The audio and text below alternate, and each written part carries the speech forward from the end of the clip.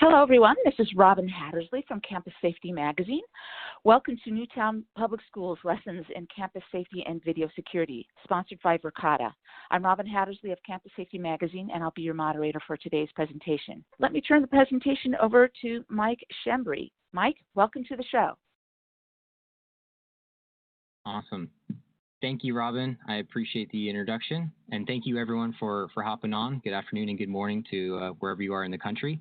Want to introduce Mark Pompano from the Newtown Public Schools. So he's the Director of Security here at Newtown Public Schools.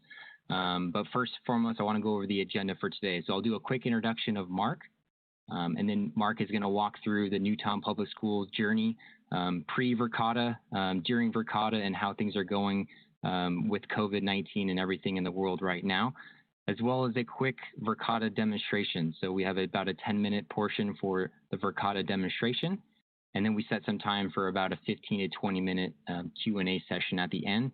So we try to hope to answer every single question that we get. So it is my great honor to formally introduce Mark Pompano. So he's the Director of Security at Newtown Public Schools. He's held a quite interesting and impressive background in law enforcement as a police officer at the Connecticut Police Department. My apologies. He's also worked as an undercover operative for narcotics, held positions in the LAPD department, where he made one of the most famous and prolific serial killer arrests in LA. And he's also a wonderful guitarist in his band. So with that, I'll introduce Mark, and I'll let him take it from here. Thank you, Mike, and hello to everybody. Thank you, Mike, for that wonderful introduction. Yes, I can honestly say that I had a very interesting and fulfilling 22-year career in law enforcement. Although I do miss it sometimes, I know it's definitely a changed career, especially in these trying times with COVID-19. I have a good amount of information to present today, so I don't want to spend my time talking about me. But I do intend to keep my presentation somewhat lighthearted while hopefully presenting you with some useful information that you can take back to your workplace and home. I encourage you and will be more than happy to answer questions at the backside of this presentation.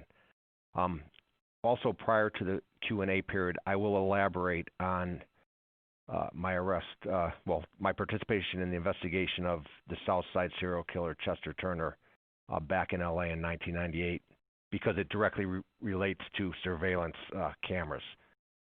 Now at this time, I'm going to walk you through a little bit of my history with security in the Newtown Public Schools, including the evolution and importance of my district surveillance camera system, in which Verkada now plays a huge part in. Back in the summer of 2008, I retired and came back to Connecticut to help my mom take care of my dad, who had Alzheimer's. My plan at the time was to do something totally different. I was actually looking to purchase a doggy daycare because I wanted to do something with animals and something totally outside the law enforcement spectrum. However, an old friend of mine reached out to me and let me know that there was a position available here in the Newtown Public Schools for a Director of Security. I thought about it for a few days because initially I was hesitant, but I ended up applying for the position. After 3 rounds of interviews in August 2008, I was offered and accepted the position of Director of Security with Newtown. The Newtown Public Schools did at the time and still does consist of 7 schools, a high school, a middle school, an intermediate school, which is grades 5-6, and 4 elementary schools, pre-K to 4. During the time I got to the district in 2008, the district had 4,700 students. Now we're down slightly around 4,200, and we have in excess of 900 employees at this time. When I was initially hired, my initial charge was to focus 90% of my time on addressing incidences of theft, vandalism, and substance abuse at the high school. In fact, that's where my office was located and where the 3 security officers that I came to supervise were assigned. The other 5% of my time was to provide safety and security guidance to the other 6 school principals if they requested.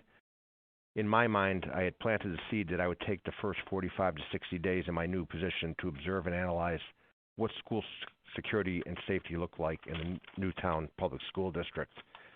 The first day, August 20th, 2008, I walked into the security office at the high school.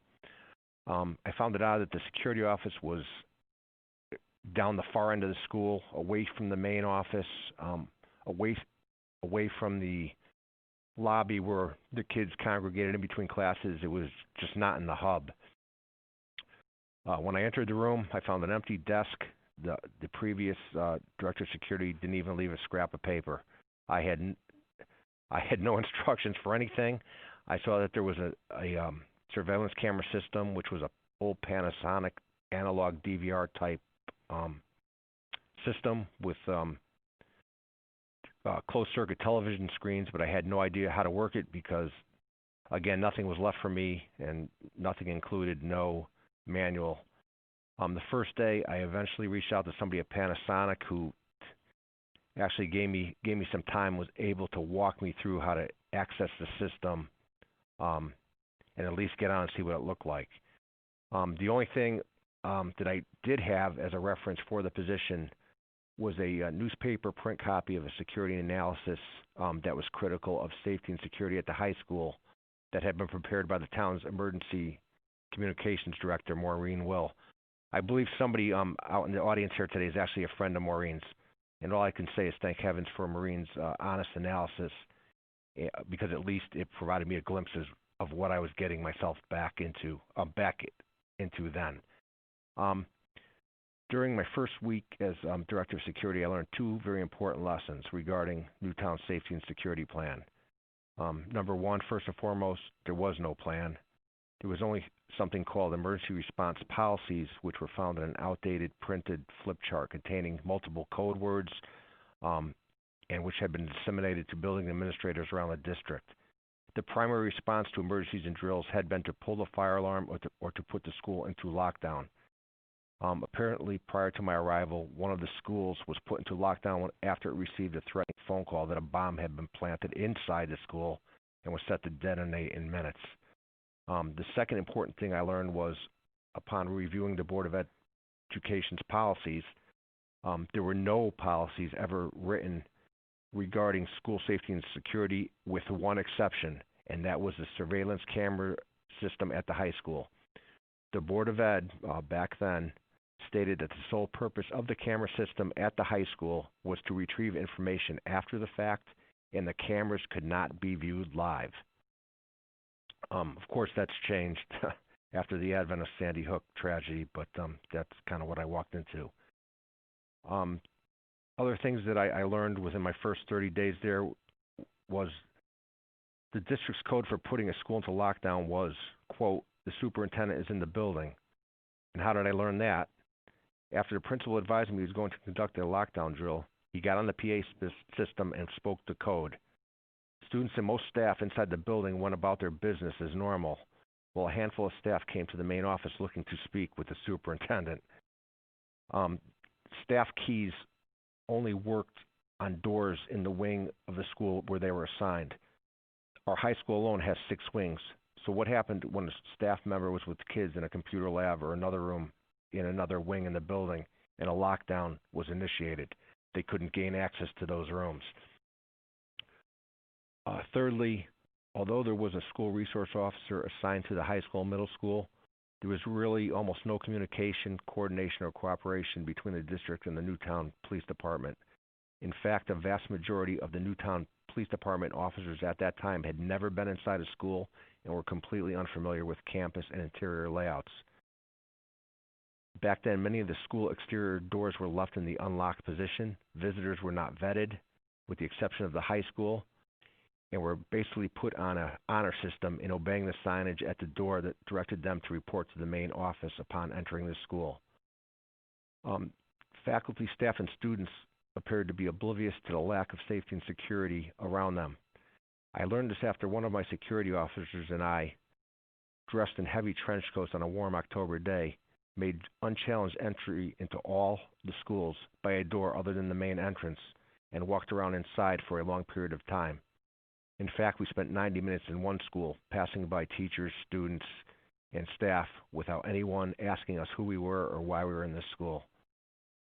There was no culture of safety and security amongst the building administrators. I learned this after sitting with and interviewing all 7 building administrators and having 3 of the 7 respond to me with the exact same quote. And I quote, "Nothing ever happens in Newtown."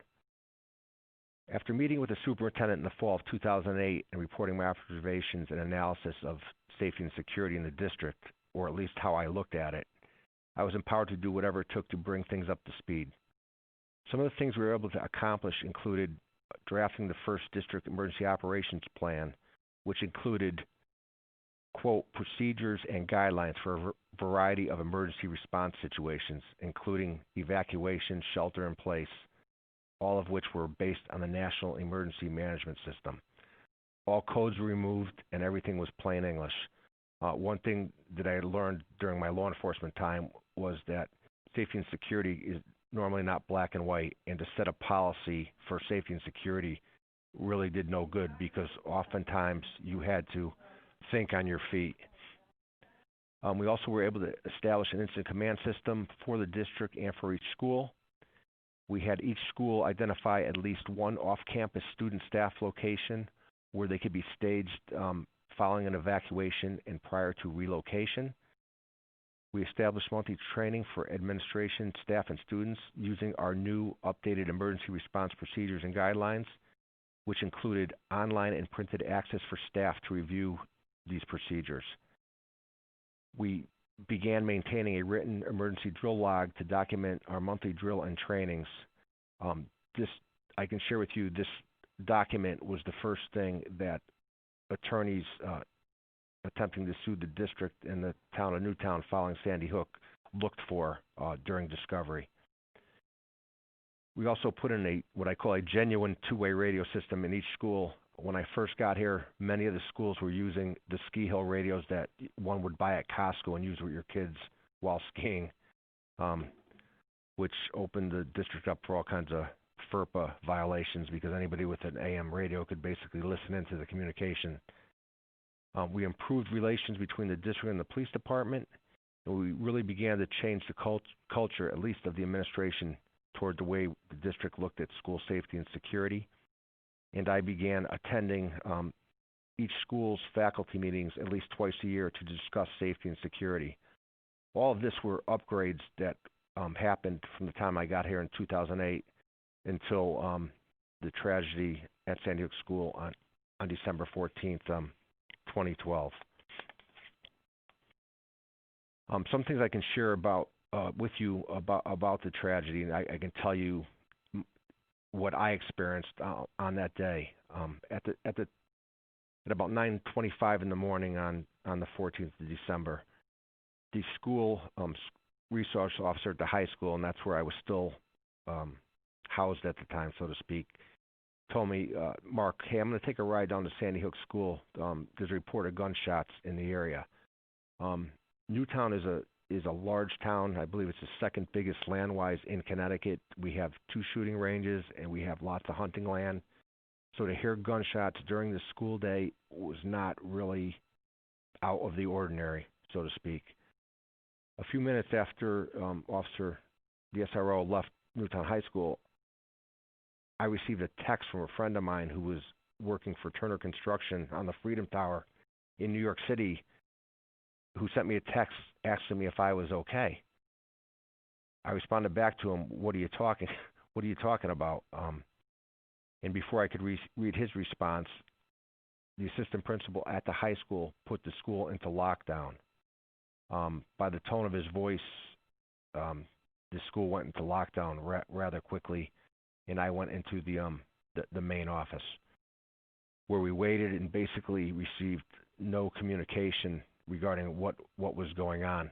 We ended up actually turning on the TV to learn or try to learn what was going on down at the school because we were not receiving any guidance because central office had placed themselves on lockdown as well.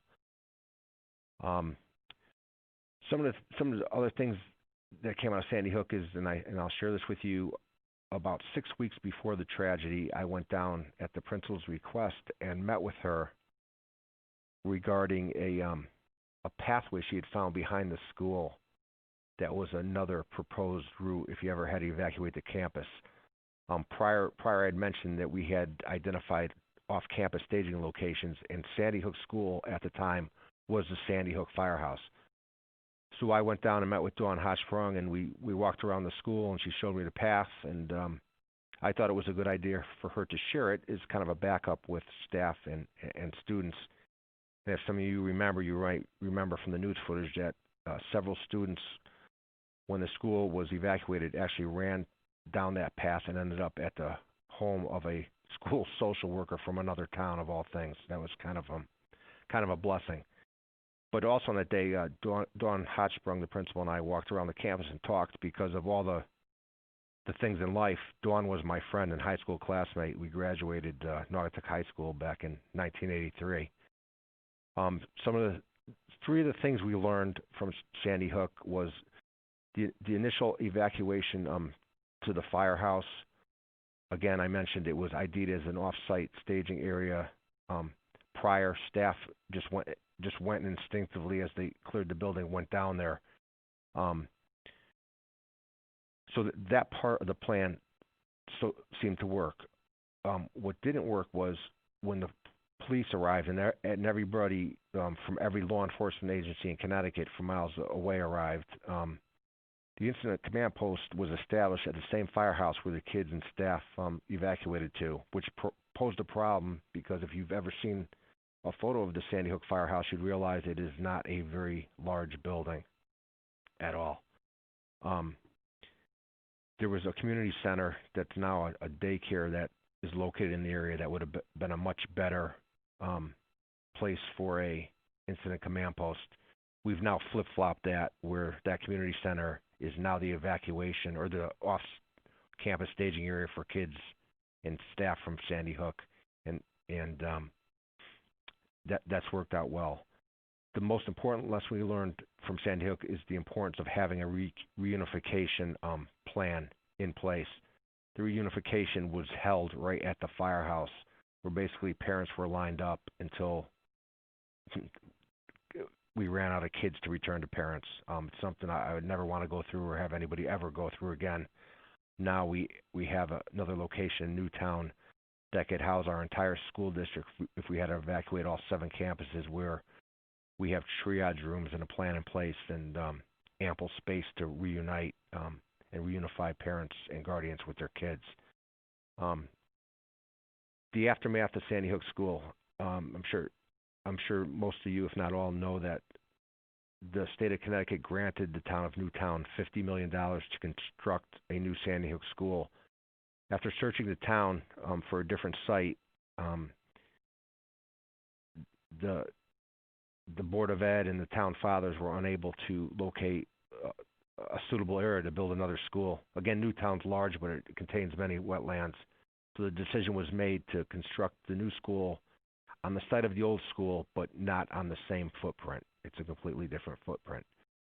So with the fanfare and all the information that was coming about this new $50 million Sandy Hook school that would have all the bells and whistles of the modern area, 82 cameras, automated door locks that could be closed and locked by the push of a button, ballistic glass, things of that nature, left parents with children at the other schools all saying the same thing, or all asking the same question of the Board of Ed: hey, what about my kid's school? So as we worked through this, we were able to do a lot of things to our other schools to try to get it up to par with Sandy Hook. Although a lot of the buildings are old, we were able to, fix strengthening on the glass film that makes it shatter resistant, set up man traps, so to speak, in the beginning of the school. Again, I had mentioned there was a few cameras at the high school when I got here, and 82 cameras at Sandy Hook School. Now throughout the district, we have, following Sandy Hook, over 500 cameras spread out throughout the 7 schools. So these are just some of the things we were able to do and come up with an emergency ops plan that's stronger for all the schools to try to bring everybody in the district, all schools, up to par. We look at it as Newtown Public School Security Collaborative wheel that you're looking at now. That's kind of how we look at school security following the Sandy Hook tragedy. As you can see, personnel, climate and culture, community partnerships, student assistance, behavioral supports. That's a big thing, especially you educators on this call know that that SEL is a big part now of not only the school and education-wise, but safety and security-wise. We also consider planning, command structure, and training to be of utmost importance, but also building hardening, which includes surveillance cameras and access control systems, and the like. So, as I mentioned,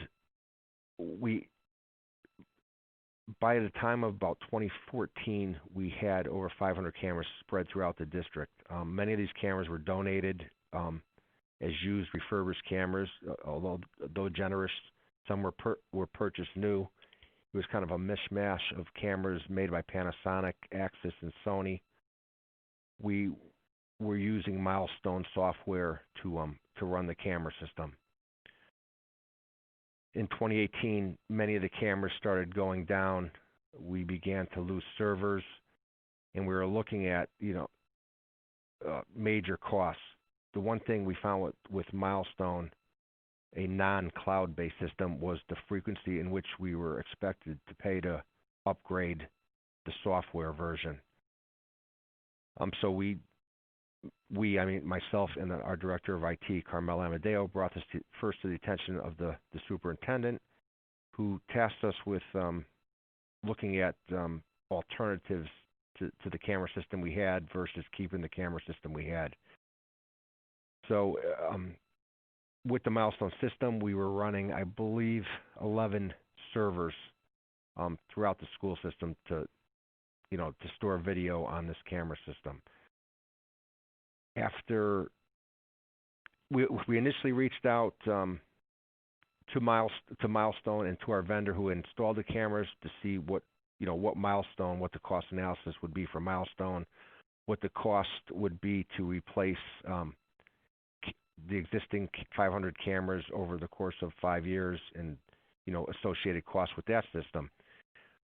Carmela had the idea of looking at a cloud-based system, and I know the Verkada people get a chuckle out of this, but we initially reached out to a company called Meraki, a cloud-based system, who kind of morphed into Verkada.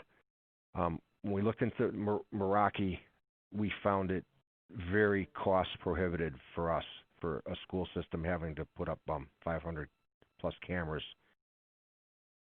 So we eventually led to Verkada, where we did extensive vetting. Mike Shembri was our initial point of contact when we reached out.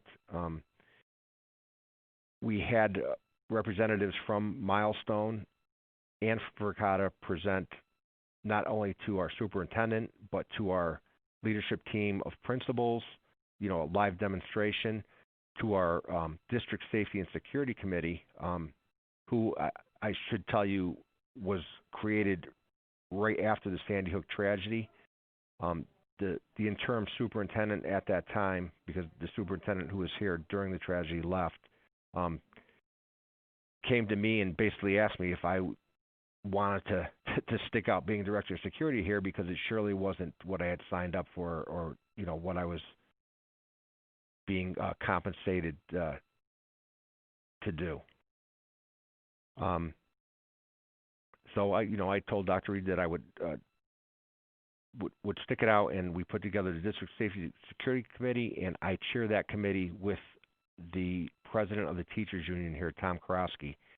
And I leave educators with this one point. At first, I thought Dr. Reed was crazy teaming up with Tom, but I will tell you it pays dividends, especially when I have a staff member that's not totally in tune with what we're trying to do in a security situation here. I'm looking at a couple questions here. One from Sean Harper. What reunification plan is used in the Newtown school system? Sean, I can tell you we use use a system that or a reunification plan based on good guys. I will gladly share it with you. I will give you Ricardo will give you my contact information. I will gladly share it with you. It's rather extensive, and it does involve the use of an app now. That's how far we've come along. But I will gladly share that with you, Sean. And for Tracy Pullen, a man trap is basically a vestibule at the front of the school. So when you come to a Newtown public school, any of the 7, you come to a door that's locked. You ring a buzzer. You're on camera. You state your business as to why you think you need entry to the school. You're buzzed through that first door. You're now in the man trap. You could get back out of the school, but you can't get through the second door into the actual school.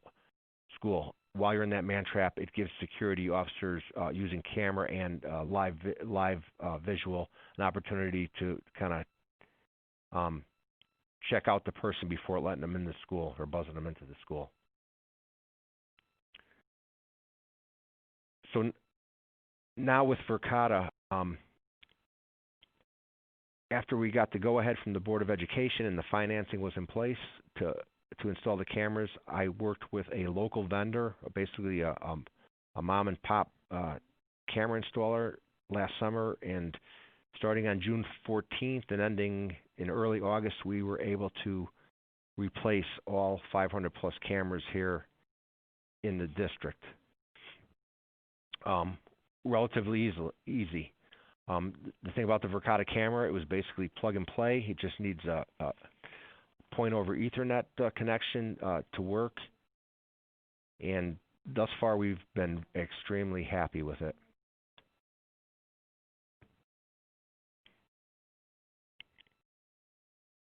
Mike, if you'd like to chime in.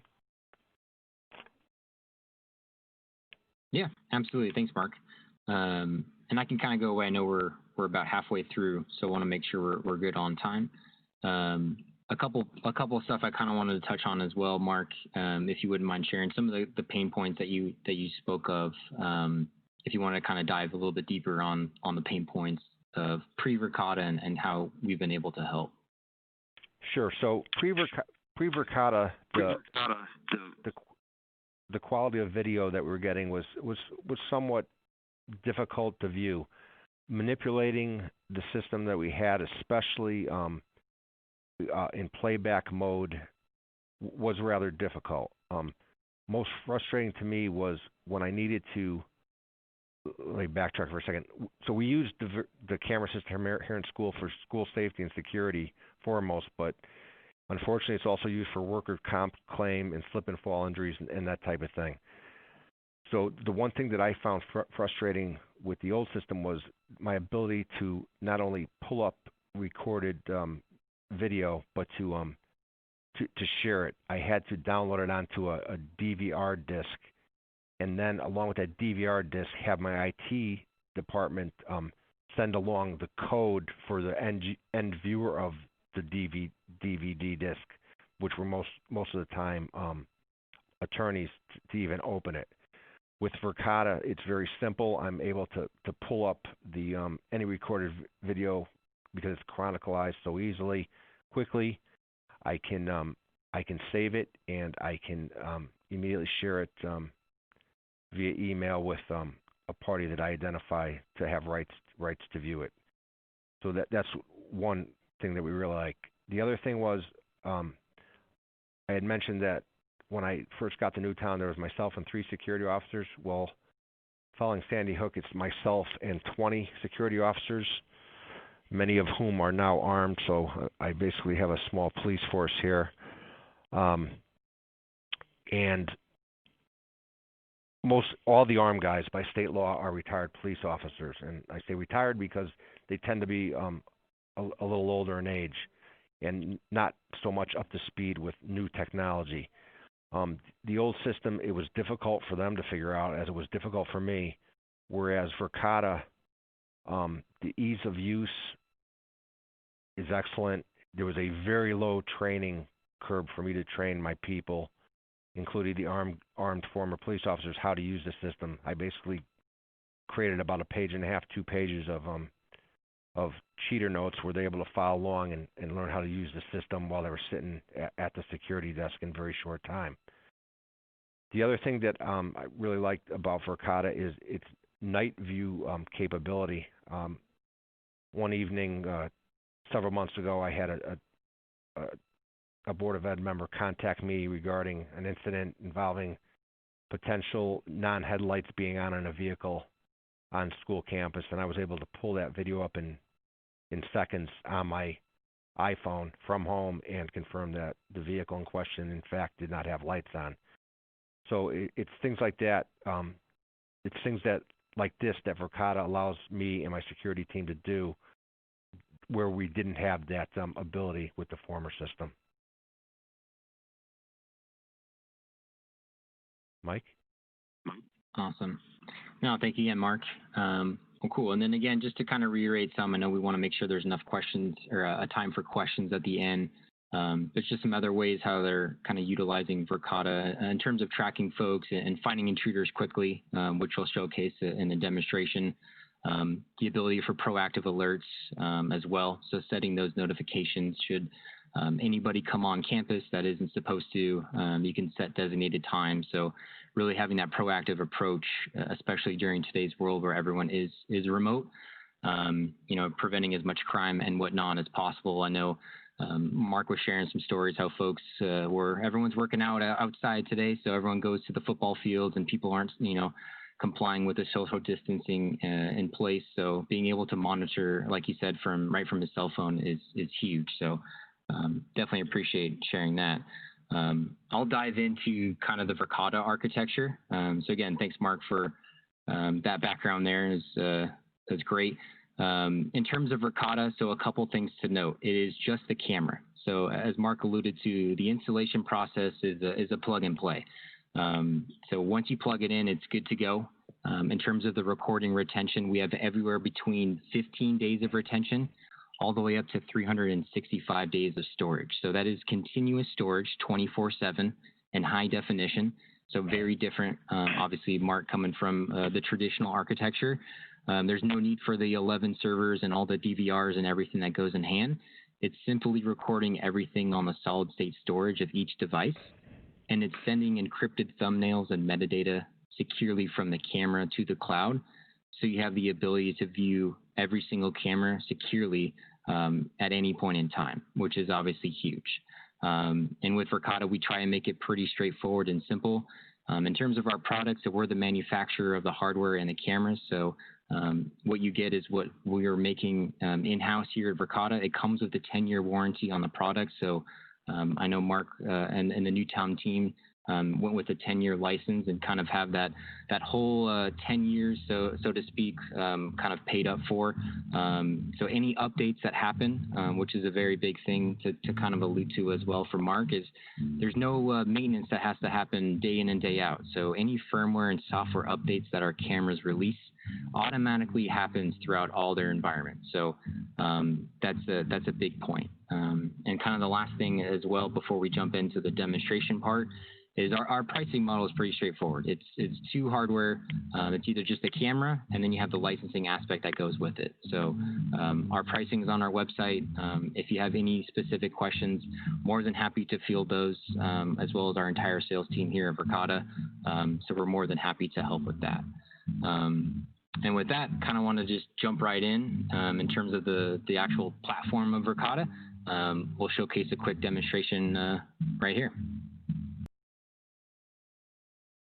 So jumping into the Verkada platform, this is where you can log in at command.verkada.com. So you can log in securely from any device at any time. The first thing you're going to notice is our global locations throughout the globe. So whether you have global, national, or regional locations, you can quickly and easily see at any point in time the health of all of your cameras. So as I hone into our US headquarters here in San Mateo, California, you're going to notice that there's 58 cameras, all lit up in green, one indicating that is offline in terms of yellow. Now with Verkada, you're going to be notified proactively. So should your camera go offline, you're going to be sent a text and or email notification letting you know that the camera has been offline. And same thing goes with tamper detection. So each camera has a built-in accelerometer So should someone come up to the camera, spray paint the lens, rip it off the wall, or hit it with a baseball bat, you're going to be notified as well as a tamper detection of that event in real time. So super intuitive. From here, this is our floor plan. I can toggle between the buildings across the globe, or within that building, the floors. So if you have multiple levels in that facility, you can toggle between floors. Now with Verkada as well, you can share out live access to an entire floor plan to anyone that you need via text or email. So I can set the limitation for the time from 1 hour, 1 day, 1 week, or a custom amount of time. I can then set if they're able to see all the past and historical footage for the last 30 days or the retention of the camera.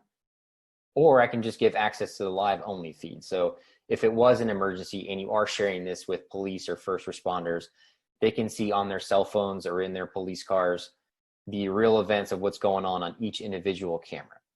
And then from here, you can add each recipient or search from your contacts. So it's super easy to do, and you can send that out, manage it right here within Verkada. A couple things to note as well. I can quickly just see a snapshot of each individual camera if I want to just get a glimpse of what's going on, or I can just jump into one specific camera.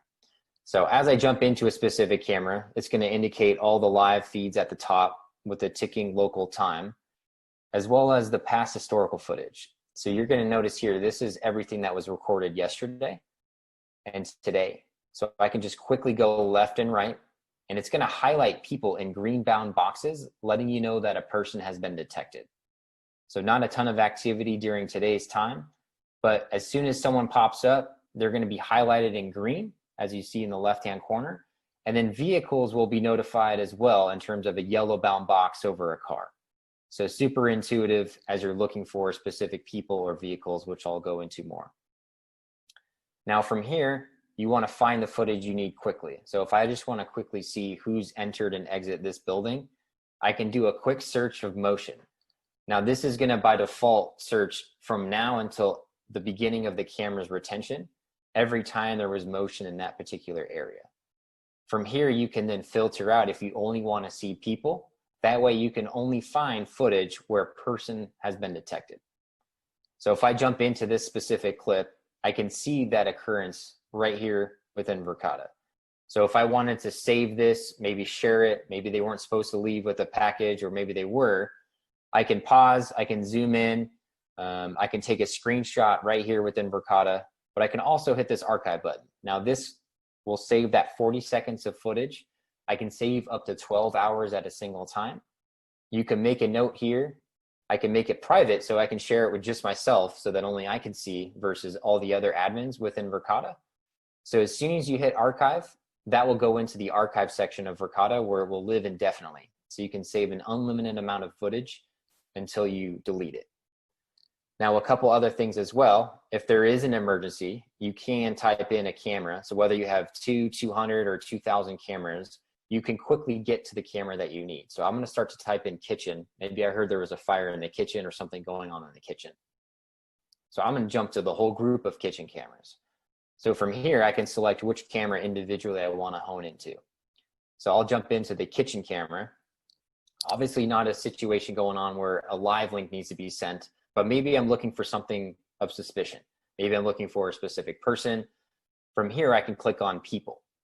Now with Verkada, you have people analytics. So this by default is going to search all days stored on the camera, and it's going to take pictures of every single person that the camera has identified. So I can just simply scroll. Obviously, it's going to take thousands and thousands of pictures. So from here, I want to specify, maybe I'm only looking for an individual that was wearing a blue shirt, for example. So that will quickly populate all of the search results on this camera where a blue shirt has been found. From here, you're going to notice it's detecting faces. So I'm actually going to click on Cameron. So when I click on Cameron, this is going to showcase him on every single time he was found on this particular camera. Now you also have the ability to search all of our cameras. So again, if you have 200 or 2,000 cameras, like I mentioned, this is now going to find Cameron throughout our entire environment. So extremely useful. So if you're looking for a missing person, maybe a wanted suspect, have they been on the premise, or have they been on any of your facilities, you have the ability to quickly search. Now you can see it's going to label the different cameras of where he was found so that you can quickly get an idea of maybe what building, what floor they have been seen on. So super intuitive from here. Now, in terms of being alerted proactively, Verkada has the ability to have alerts. So you can set specific alerts on the camera, whether you want to have just motion notifying on specific people or cars, but you also have the unique ability, as I open up notifications, for people of interest.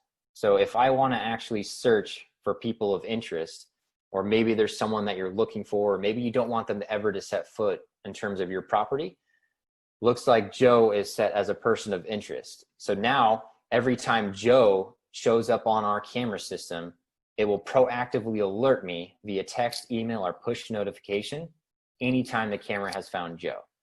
So that was the clip where Joe has been found. And then you can quickly filter out and manage the type of alert, whether it's a person of interest, what specific camera, and what specific site. So super intuitive. And now a quick thing to note as well, these people do not have to be seen on your camera to initially set up this alert. So if you want to proactively set an alert for someone that's not supposed to ever set foot, or maybe a disgruntled employee and they've been gone for over 30 days, which is the retention of the camera, and you want to be notified should they ever set foot on campus or on the property, you could be proactively alerted on that instance. So super, super intuitive. A couple things I'll note on here. This is where you can look at grids. So I can customize if you want to look at specific cameras on the live features. So if I want to look at just doorways, I have fisheye set up. So super intuitive. It's very easy to click, drag, and drop. So if you want to actually watch maybe someone walking in the facility and you have a specific path and you want to watch them go from the entranceway to the hallway up the elevator, you can sort of set a proactive alert motion to where you can follow them along on this simple grid view. So it's super easy to look at multiple live feeds at a single time. Sites, this is where you would break out your different sites in terms of locations on the map, as well as the permissions behind it, which I'll cover as well. So you can quickly toggle between these sites and at any moment in time, again, jump to that site, whether it's here in the search bar or on the left-hand side. Now I talked about vehicle analytics, so I'm actually going to jump to our garage cameras. So from the garage aspect, you can then do the same search capabilities as well. So I'm going to jump into our garage camera here that's going to capture any car coming in and out of the facility. So much like the people analytics, I can hit vehicles. So now this will isolate every vehicle that the camera has seen the last 30 days or the retention of the camera. And very much so like I did the blue shirt, if I want to look for blue cars, this is going to populate blue cars. And then if I want to get more specific, I can then search the specific body or the specific type. Maybe I want to look for Honda, a popular car. I can see anytime there was a blue Honda that comes into the facility. So super intuitive from there. The last thing I'll sort of touch on is the permissions behind Verkada. So I mentioned the different users and groups initially in terms of sending out that live link and giving access to floor plans. So if you have a global facility or whatnot and you have multiple locations, you probably have different permissions for IT, for admins, and so on and so forth. So from here with Verkada, you can assign someone to a specific group. So whether it's the police department, whether it's your security team, your IT team, I'll just kind of use our sales team for an example. So there's 303 users in our sales group. So as I assign someone new, so should a new employee in terms of the sales organization join Verkada, I simply will add them as a user. And then when I assign them to the sales group, it will automatically assume these permissions for these specific cameras. So it will automatically label every single person as an admin to our garage, kitchen cameras, and our outdoors. So you can kind of see the different levels of permission here. So you can have, for example, in a school district like Newtown, you can have the entire IT team as an admin for all of the cameras throughout all of the facilities. But perhaps you want the principal at just one school to have only access for her or his entire school. And then from there, that maybe that security officer that only looks at a specific doorway or a specific entryway, maybe they only have access to 2 or 3 cameras. So you can get very granular in terms of your permissions. From there, the last thing I'll sort of touch on as well is the archive. So I mentioned once you save a clip, it's saved indefinitely. This is going to replace your NVR. So think of this as your virtual NVR. We utilize Amazon Web Services. So everything is encrypted on the camera and encrypted in the cloud as well. So you have secure camera footage here, and it's going to be stored indefinitely. So all of your footage here will be stored. You can do the same thing in terms of sharing out. So should I want to jump in and actually share out this footage, there's a couple things I want to showcase here, because I feel like that's the most important thing is once you get the footage, what do we do with it? How do you share it securely? A couple things I'll note. It's going to have the watermark in terms of the date and time down to the second, so it's submissible in court. You also have the ability to see the site and the camera name. So if you have multiple locations again, you can quickly know where this camera footage was from when you share it with the people that need it most. So from here, again, I can play this back. This is living in the cloud, again, until I delete it. Now I can download this in terms of an MP4 format to my computer, so I own it. I can do whatever I wish. You can share it the traditional way via email or a thumb drive. Now with Verkada, I think this is the best way to go, sharing this out via text or email as well. So giving someone specific access to see this for only a day, a week, or your specified time, and then you can manage that link. So should you ever send this to the wrong person, you have the ability to see that.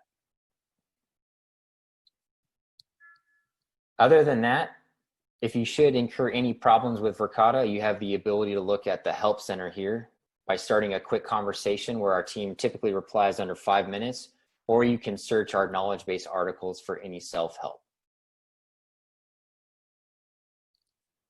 Other than that, that covers the gist of the demo.